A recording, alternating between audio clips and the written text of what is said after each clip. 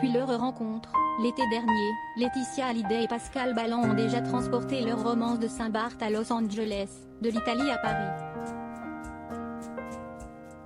Mais pas à Marne la coquette où le restaurateur refuse de se rendre. Une décision dont pâtissent Jade et Joy et qui pourrait nuire à l'image de la veuve du taulier.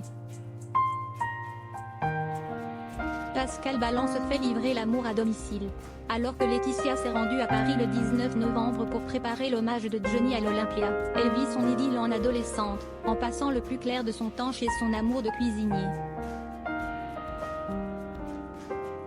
Selon nos confrères de Voici, il s'agirait moins du confort d'être chez soi que d'une défiance vis-à-vis de Marne la coquette. Autant à Los Angeles, ça ne le dérange pas de s'installer de Johnny, autant Pascal ne se voit pas mettre un pied à Marne la coquette, où le rocker a rendu son dernier souffle. Une source leur aurait confié que moralement, ça le gêne beaucoup, au point qu'il refuse même d'y prendre ses dîners. Les premières victimes de cet évitement, Jade et Joy. Avec les tête-à-tête et les virées à l'étranger en amoureux, les deux sœurs se sentent délaissées. Elles vivent très mal la situation, raconte une source à Voici. Depuis leur arrivée à Paris, leur mère est aux abonnés absents. Elles ont la sensation d'être reléguées au second plan, elles en ont même pleuré. Et ce ne sont pas les quelques tentatives de Mamie Rock, ni celles de leur babysitter Marilyn Issartier qui parviennent à les distraire.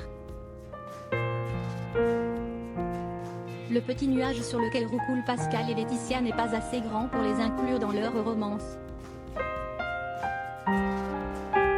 S'il est facile d'imaginer à quel point la veuve du taulier aime se griser dans les bras du restaurateur, elle devrait être attentive à l'image médiatique qu'elle renvoie, surtout que le livre de son ancien agent artistique Laurence Favalelli, Laetitia H.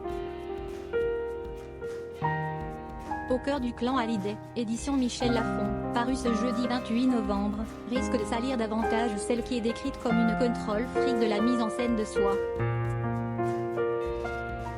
Céder aux petits caprices de son amant ou se montrer en mère présente, Laetitia a-t-elle vraiment fait le bon choix ?